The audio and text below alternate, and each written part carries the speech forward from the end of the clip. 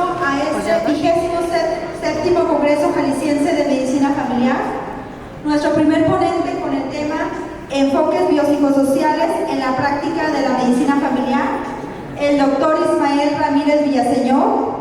Él es especialista en medicina familiar, maestro en farmacología de la UDG, doctor en investigación de psicología y TESO, cuenta con 31 publicaciones en revistas médicas, jubilado del ISSSTE en el 2008, se desempeñó en diferentes actividades, consulta externa de medicina familiar, fue profesor titular, fundador de la Residencia Médica de Medicina Familiar UMF 171 del IMSS Zapopan, en febrero de 1997 a febrero de 1999, jefe de consulta de la Unidad de Medicina Familiar número 1 en Guadalajara, Premio Nacional José Navarro Robles 2018 por méritos en asistencia, docencia e investigación en medicina familiar.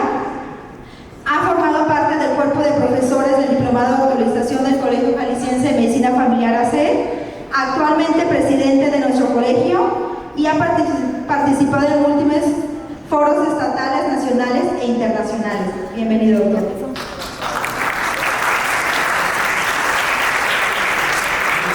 Gracias, estimados colegas y amigos en general de la medicina de atención primaria y de la salud en general. Miren, voy a empezar esta presentación para recordarnos a nosotros mismos, con los nuevos datos de la ciencia, la importancia de los enfoques biopsicosociales, que son la marca originaria de la especialidad de medicina familiar. Que bajaron la luz. Bueno, como todo médico familiar, empezamos con los casos que tenemos. Siempre nos acordamos de alguien. Primer caso: me duele el pecho, doctor, ¿podría venir a verme a mi casa? Un hombre ya de edad, de cruzo probablemente infarto, angina, ¿qué voy a hacer? ¿No voy a ver en su casa? Todas las hipótesis. ¿Cómo se resolvió el caso? El dolor torácico se resolvió. Terminamos platicando de la angustia de que su hija se iba por un tiempo largo a Francia. No hubo necesidad de enviar a ningún hospital de urgencias, tomar un electrocardiograma, etc. Caso 2. Doctor, mi papá, que tiene 86 años, se está portando raro desde hace unos 3 días. Síntomas: se está portando raro. ¿En dónde está eso? ¿Dónde viene? ¿En qué libro? Solamente con nosotros, los médicos familiares.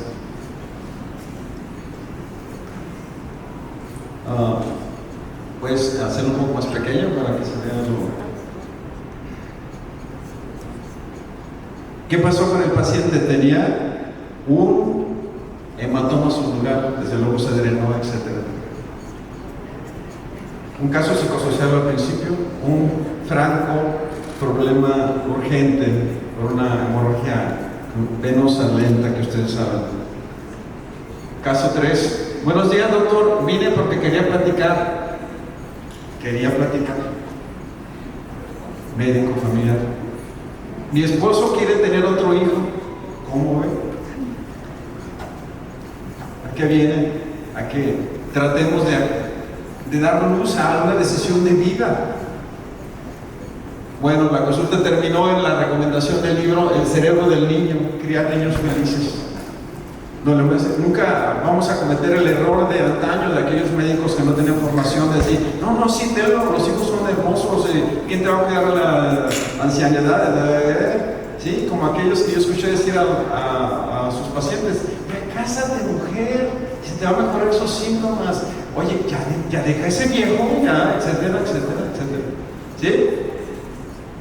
El último caso: doctora, a mi papá le dieron verapamilo, pero él toma propranolol y vi que no debe combinarse. ¿Qué le digo? ¿Que se lo tome? De conocimiento farmacológico directo, están contraindicados. Bueno, estos casos, ¿por qué se resolvieron tan rápidamente? Miren, primero, por el conocimiento profundo que el médico tenía de cada persona. ¿sí? El primer caso, 25 años, y de verdad, sin exagerar, cientos de consultas de la familia. Conocimiento a profundidad de mi paciente, todavía me sigue llamando, ¿sí? Y me ha dado consejos y he aprendido un montón de cosas de él, ¿eh? Segundo caso, ¿por qué? Porque 40 años de conocerlo, era mi papá. ¿Sí? Algo le está pasando. Encontré por ahí, creo que como que se cayó de la cama porque yo leí hace unos días, etcétera. Exploración física, encuentras una ligera lateralización del lado izquierdo y dices no, TAC, diagnóstico hecho, ¿sí? El caso de esta familia joven, más de 5 años de conocer a la pareja, ¿sí? En el caso de este paciente, 7 años de conocer a la familia y tener confianza, por eso te preguntan.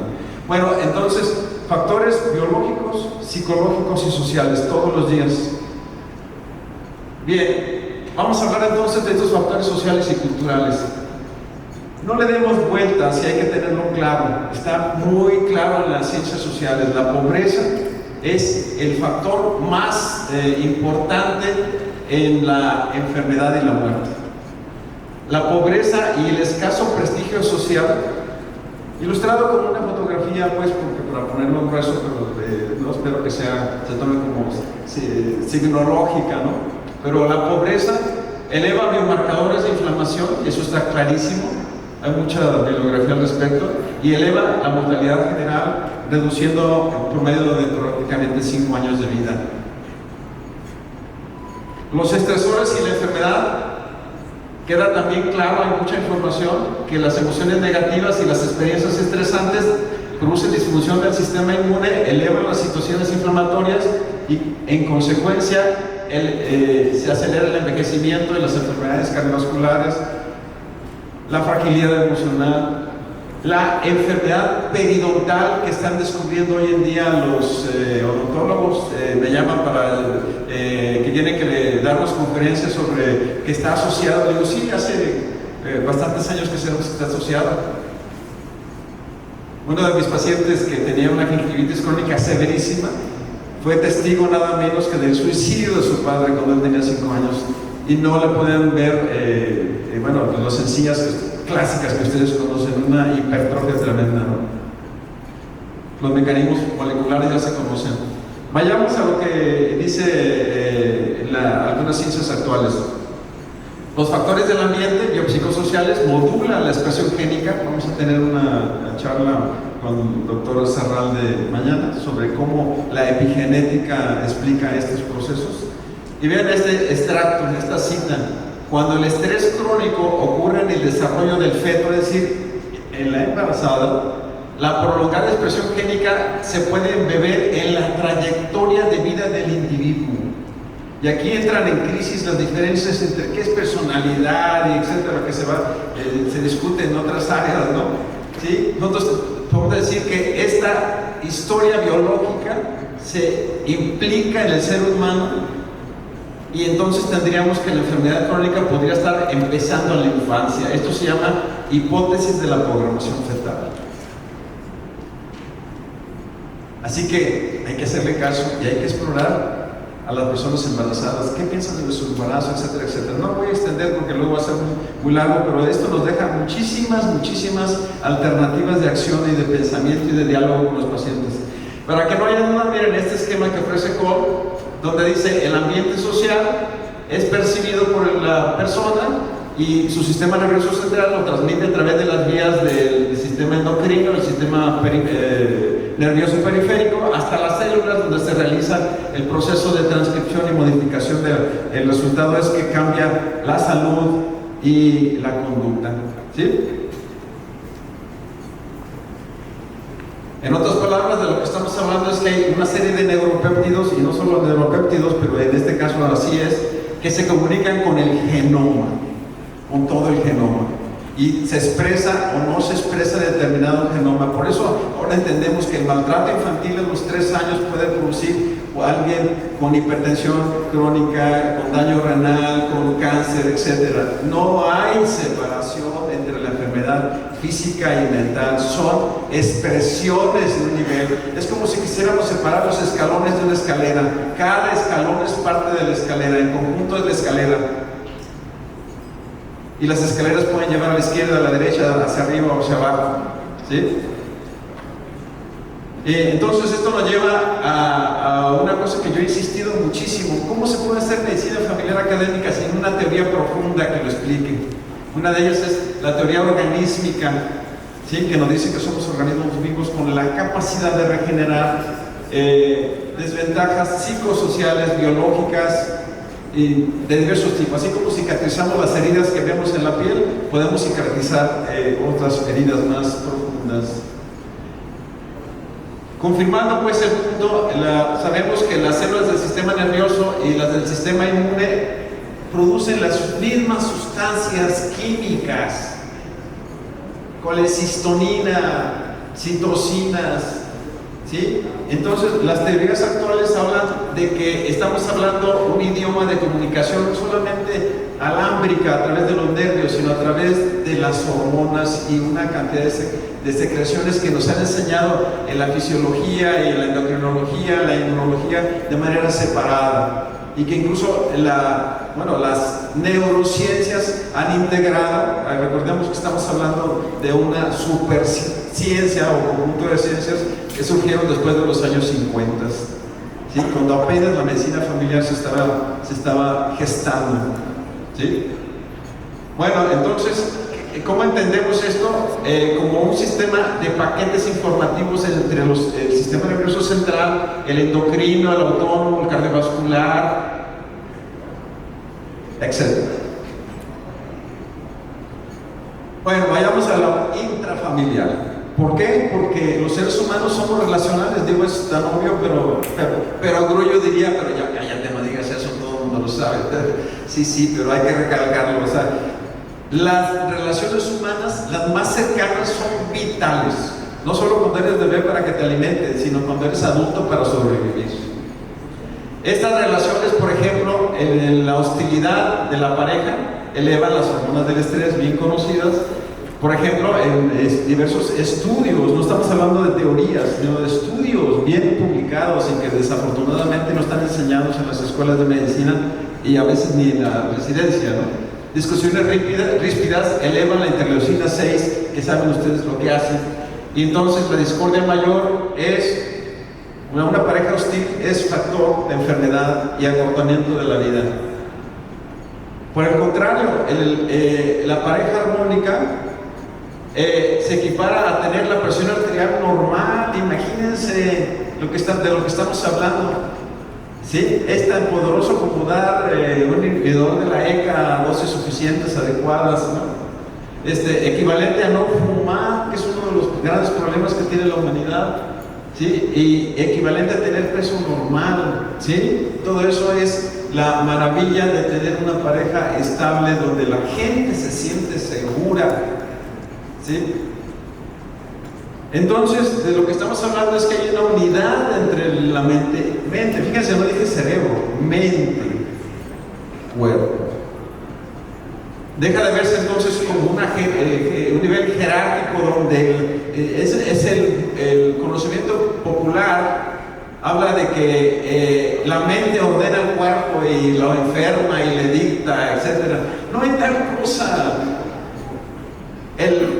Esto que llamamos cerebro recibe información al tiempo real de todo nuestro estatus y nos dice hasta qué palabras decir sin darme yo cuenta, dónde tener mi pie izquierdo, etcétera, cómo regular mi secreción gástrica, mi frecuencia cardíaca, respiratoria, todo está integrado. Como se altera uno, se altera el otro. Entonces tenemos un flujo libre de información.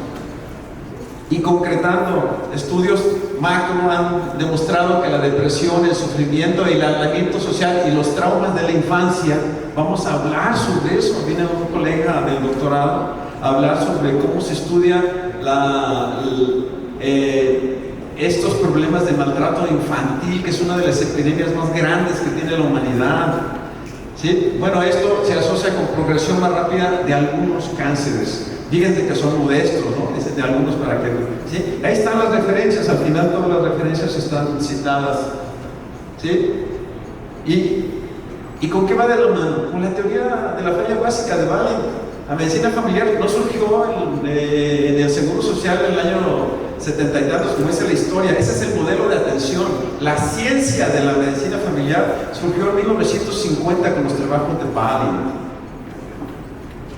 con los esposos Valen. Bueno, en resumidas cuentas, el sistema nervioso y el inmune, etcétera, se intercomunican.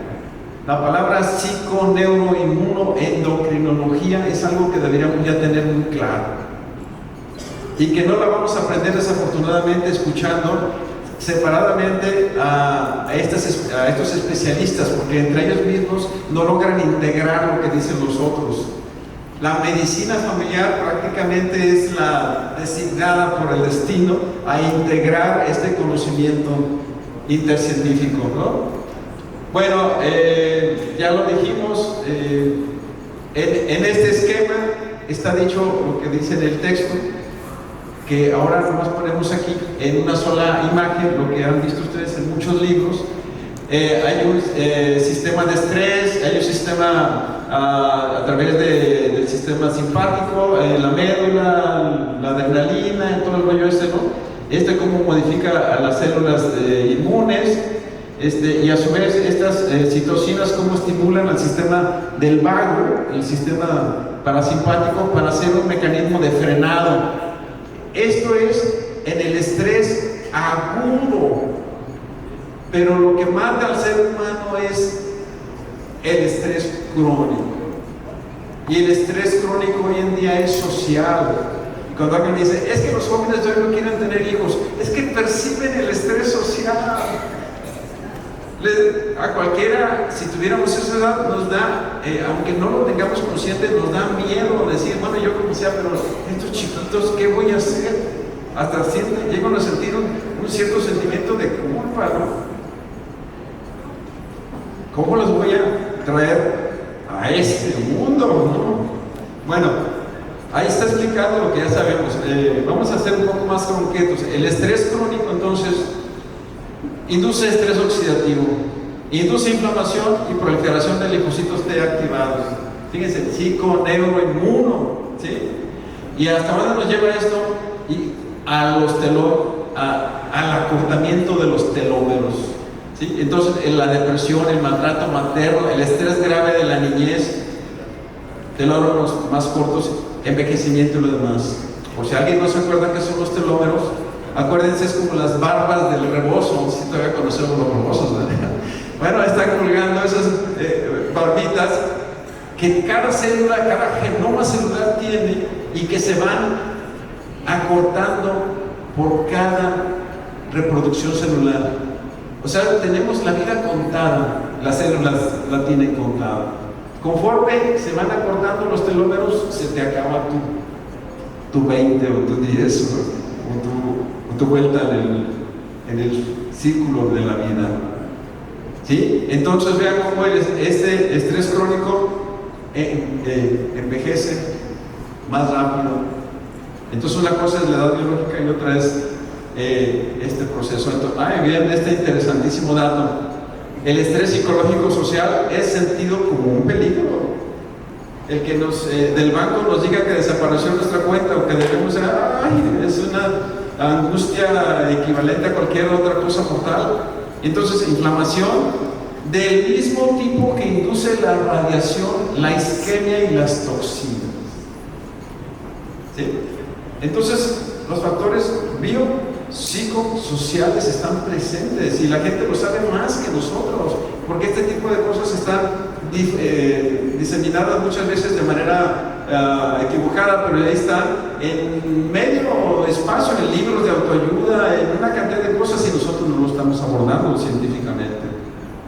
Bueno, vean lo que algunos investigadores que sí los dejan investigar, no como en algunas instituciones que te lo impiden, lo que encontraron. El bienestar psicológico, el apoyo social y la confianza en sí mismo influyeron en la salud física y predijeron la mortalidad con mayor certidumbre que las evaluaciones clínicas objetivas. Este es un artículo del 97 citado por Stomberg. Logré conseguir el artículo. Le preguntan a las personas cómo se sienten, qué piensan de su vida. Bueno, junto con sus mediciones de glucosa y presión arterial, y resultó más indicador de su pronóstico de vida la propia evaluación que hace el ser humano de sí mismo. ¿Sí?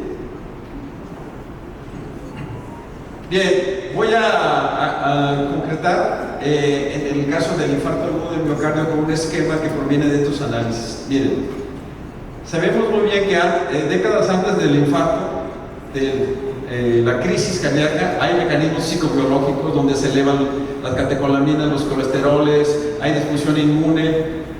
Es muy conocido todo eso, ¿no? Un dato muy importante es que se reduce la variabilidad de la frecuencia cardíaca. Está bien claro que el problema no es que estés con taquicardia, sino que tu corazón pierda la habilidad para acomodarse a la taquicardia o a la bradicardia. En otras palabras, es como el dogmatismo, ¿no? El que siempre está cerrado no aprende. Es el viejo, aunque tenga pocos años. En cambio, el que es flexible, aprende. El que es capaz de variar, de pensar, de reflexionar. Sí, probablemente estoy equivocado, probablemente aprendí mal, etcétera, etcétera. Es así, el corazón funciona igual. Bueno, se va deteriorando. Factores psicológicos que favorecen esto: la hostilidad, la ira, ¿sí? Ya sea que la expreses o no, la depresión latente, el duelo, y otra vez los pobres que ya dijimos, ¿no? Muy bien, imagínense entonces que estamos como entre 1 y 18 meses antes de la crisis. ¿Qué ocurre antes de la crisis? Se acentúa todos los factores psicobiológicos y viene esta cosa que se llama agotamiento vital. La persona que le va a dar un infarto se le desmorona el mundo. Ya no tiene sentido. Se jubiló y piensa que ya no existe nada más en la existencia. Se divorció, perdió su casa. Su hijo le embargó la casa. Todos esos son casos reales que yo viví con mis pacientes. Se le viene una crisis, ¿sí? Se desmoraliza. ¿Para qué sirve todo esto? Entonces el estrés acumulado llega y produce el evento cardíaco. Vayamos más o menos el pronóstico. Estos autores, Dreher, considera que hay un pronóstico desfavorable de personas que siguen con agotamiento vital más la depresión, ¿sí? Dice que hay un grupo mixto de las gentes que son muy hostiles, pero algunos expresan sus emociones y no les va tan mal. Hay un desfavorable que sigue siendo hostil y aparte es pobre y no hay quien le apoye. No hay perro que le acompañe, como dicen por ahí. Mal pronóstico. Y tenemos el de buen pronóstico, que está igual de hostil y irritable que el anterior, pero tiene billetes, tiene money. Se va de vacaciones, se pasa un mes en no sé dónde, come cosas de paladar excelente, tiene los masajes del mundo, etcétera. No es lo mismo, hasta dice el público, no es igual la enfermedad pobre que rico. ¿Sí? Y vean que no es tan lo hostil, bueno, sí, pero ¿qué te compone, no?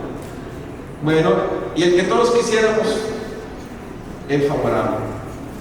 La persona que dice, me dio un infarto, sí, pero esto es una elección para mí.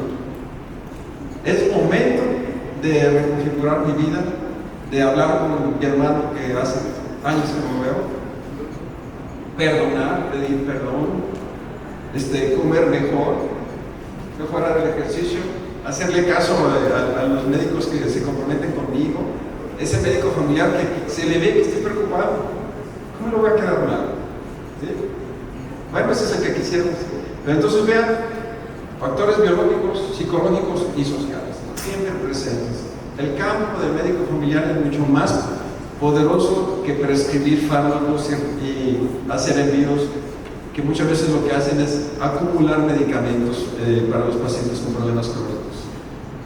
Y bueno, es un gusto para mí citar a George Engel, que es otro de los grandes impulsadores de esto que llamamos medicina familiar académica, ¿sí?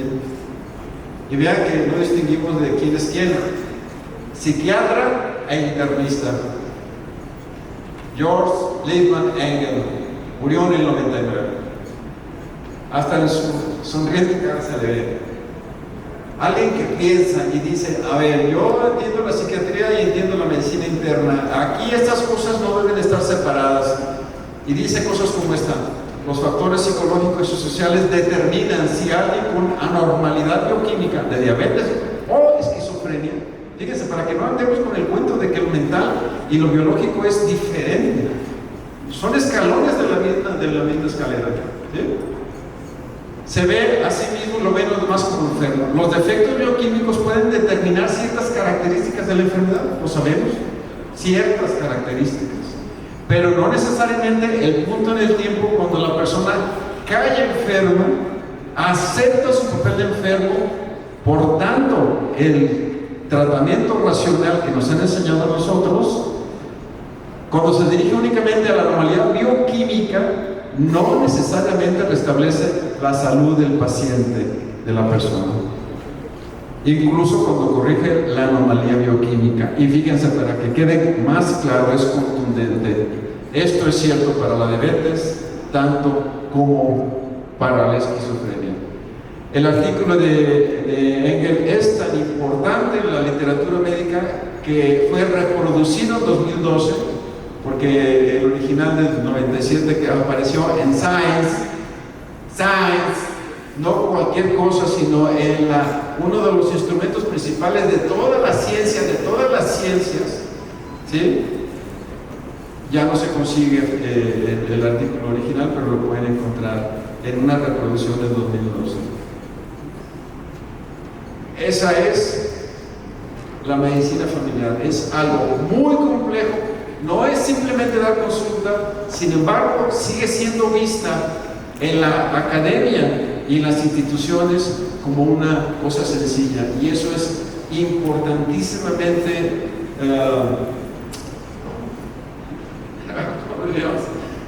es un poco dramático, la verdad. La única manera que tiene la población del mundo de mejorar un poco respecto a su salud, en donde pueda participar un sistema de atención social de la salud, es una atención primaria con unas profundas bases biopsicosociales. Y esto no se puede hacer sin ponerle las ruedas al carrito, porque esta es la teoría.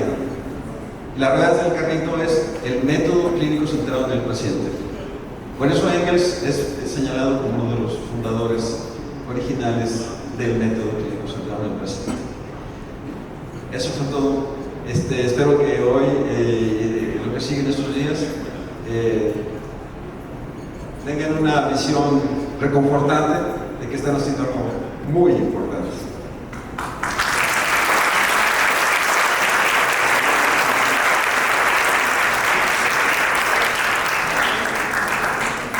Como siempre, un placer escucharlo, doctor Ismael. El Colegio Jalisciense de Medicina Familiar otorga la presente constancia al doctor Ismael Ramírez Villaseñor por su participación como ponente con el tema Enfoques biopsicosociales en la práctica de la medicina familiar en el 27º Congreso Jalisciense de Medicina Familiar, segundo Foro de Residentes de Medicina Familiar y primer Congreso Jalisciense de Investigación en la Atención Primaria, Guadalajara, Jalisco, a 12 de septiembre de 2024.